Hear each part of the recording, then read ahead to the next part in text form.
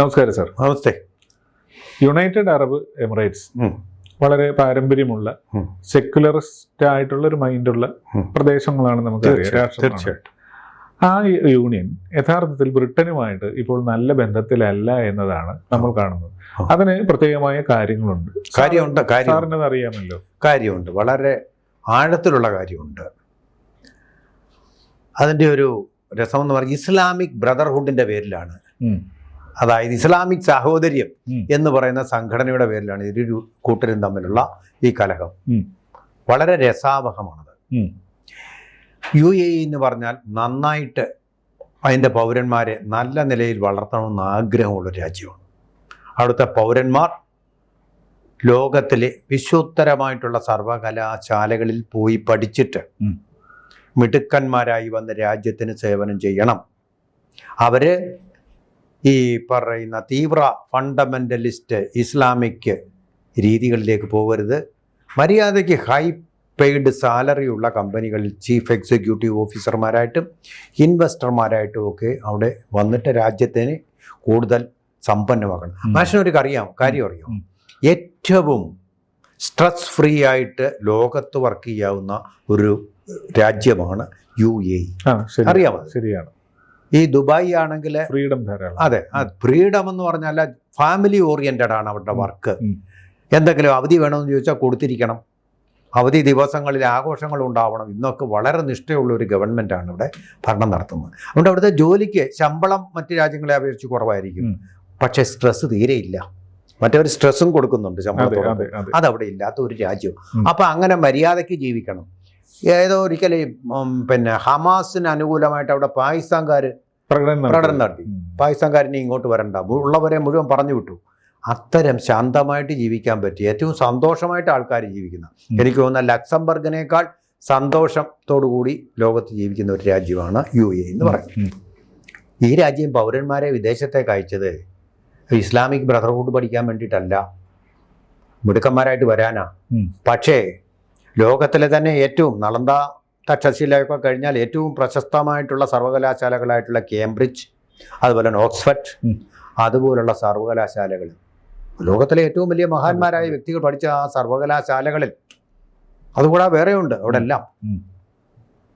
ഇപ്പോൾ നടക്കുന്നത് നമ്മുടെ ജവഹർലാൽ നെഹ്റു യൂണിവേഴ്സിറ്റിയിലെ പോലെ തീവ്ര ഫണ്ടമെൻ്റലിസ്റ്റ് ഗ്രൂപ്പുകളുടെ വിളയാട്ടമാണ് നടന്നുകൂടി. ഒരു നിയന്ത്രണവുമില്ല.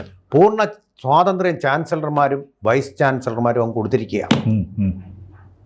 അതിൻ്റെ ഫലമായിട്ട് റാഡിക്കലിസം ഉപയോഗിച്ചുള്ള മസ്തിഷ്ക പ്രക്ഷാളനം അവിടെ നടന്നുകൊണ്ടിരിക്കുക. ഇത് നടക്കുന്നത് ഇവിടെ മാത്രമല്ല, ഇവരുടെ കീഴിലുള്ള കോളേജുകളിൽ, സെൻട്രൽ ലങ്കാഷെയറിൽ, അതുപോലെ മാഞ്ചസ്റ്റർ സർവകലാശാലയിൽ, ലീഡ്സിൽ, അതുപോലെ ഇതൊക്കെ ലോകപ്രശസ്തമാണ്. കീസ് കോളേജിൽ, യൂണിവേഴ്സിറ്റി കോളേജ്, അവിടെ ഇവിടുത്തെ യൂണിവേഴ്സിറ്റിക്കല്ല, അവിടുത്തെ യൂണിവേഴ്സിറ്റി കോളേജ്, അന്ന് ഇവിടെ നിന്നുള്ള വിദ്യാർത്ഥികളെ എല്ലാം മസ്തിഷ്ക പ്രക്ഷാളനം ചെയ്ത് റാഡിക്കലൈസേഷൻ നടന്നുകൊണ്ടിരിക്കുകയാണ്.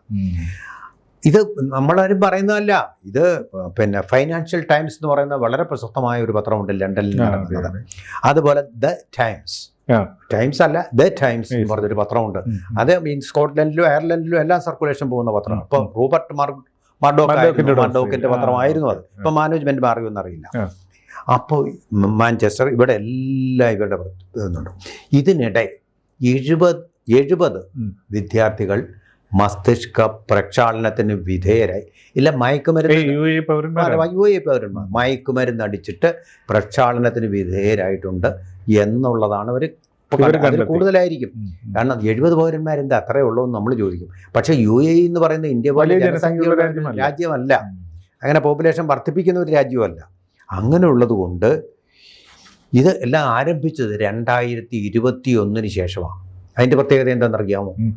അതായത് മുല്ലപ്പൂ വിപ്ലവം, അറേബ്യൻ വസന്തം തുടങ്ങിയ കാര്യങ്ങൾ ഉണ്ടായതിനു ശേഷം അതിനെ തുടർന്ന് വന്നതെന്താണ്? ഇമ്മീഡിയറ്റ് ആയിട്ട് ഈജിപ്തിൽ വന്ന ആണല്ലോ ഗവൺമെൻറ് വന്നത്, ഇസ്ലാമിക് ബ്രദർഹുഡ് ഗവൺമെൻറ്. ആ ബ്രദർഹുഡ് ഗവൺമെൻറ് എന്ന് പറയുന്നത് പ്രേരേ ഉള്ളൂ ബ്രദർഹുഡ്.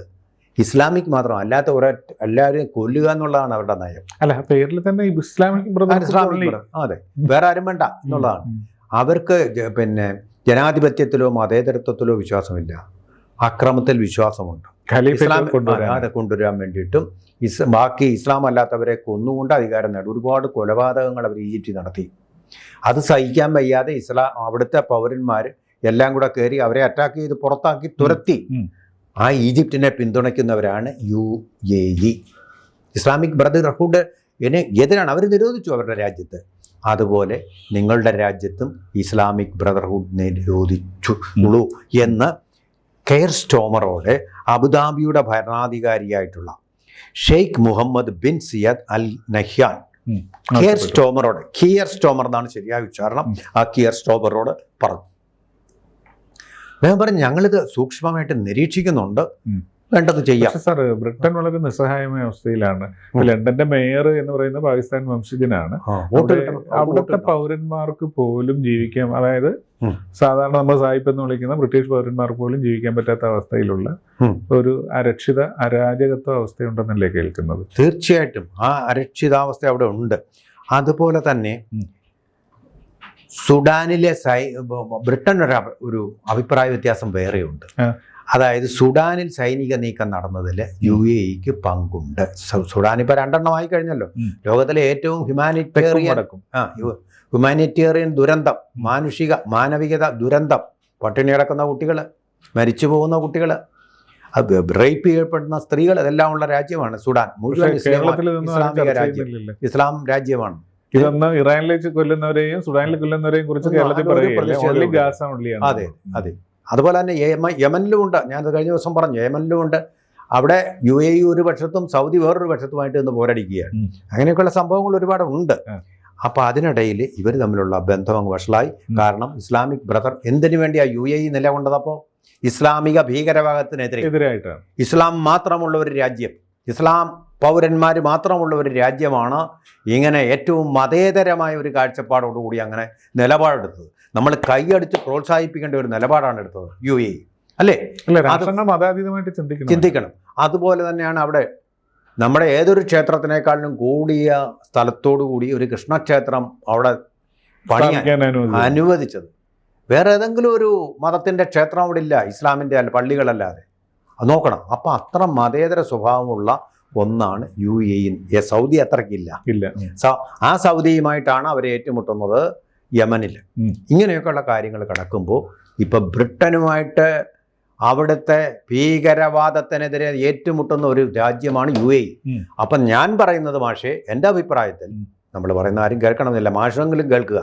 അതായത് സൗദി അറേബ്യയുമായിട്ട് തന്ത്ര കരാർ പാകിസ്ഥാൻ ഉണ്ടായ സ്ഥിതിക്ക് UAEയുമായിട്ട് ഇന്ത്യ കരാർ ഉണ്ടാക്കണം. വലിയ ആയുധങ്ങളൊന്നും വേണ്ടിയിട്ടല്ല, ഒരു ഇസ്ലാമിക രാജ്യത്തെ ഒരു ഐക്യദാർഢ്യം അത് വളരെ ആവശ്യമാണ്. ഒരു മതം കൊണ്ട് മാത്രമല്ല ലോകം ജീവിക്കേണ്ടത്.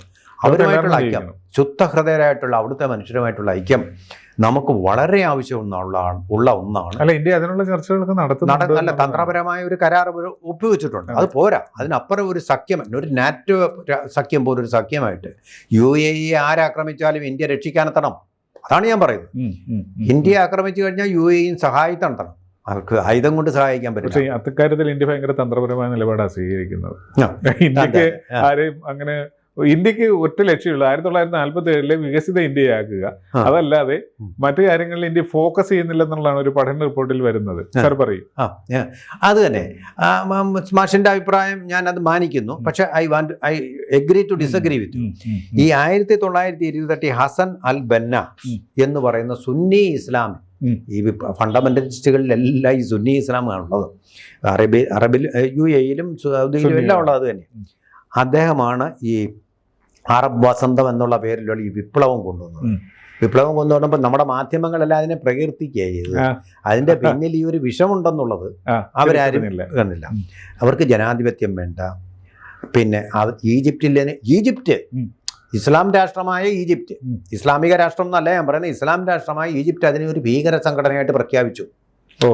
UAE ആവശ്യപ്പെടുന്ന ഇത്രയേ ഉള്ളൂ, നിരോധിക്കേണ്ട, നിങ്ങൾ ഭീകര സംഘടനയായിട്ട് പ്രഖ്യാപിക്കുക. അതും ചെയ്തിട്ടില്ല. ഞങ്ങൾ നിരീക്ഷിക്കുക. ബ്രിട്ടൻ പറയും. അതെ, ബ്രിട്ടന്റെ കൈകൾ നിസ്സഹായമാണ്. ജനാധിപത്യത്തിന്റെ മാതാവായ ബ്രിട്ടൻ ഇങ്ങനെ പറഞ്ഞാൽ നമ്മൾ എങ്ങനെ ചെയ്യും? സാർ, അതെ, ഈ ലോകത്തെ ജനസംഖ്യ കൊണ്ട് മറികടക്കാൻ പറ്റാത്തതായിട്ട് ഒന്നുമില്ല. അത് നന്നായിട്ട് തിരിച്ചറിയുന്ന ബുദ്ധിയുള്ളവരാണ് മുസ്ലിം കമ്മ്യൂണിറ്റിയിലുള്ള ആൾക്കാർ.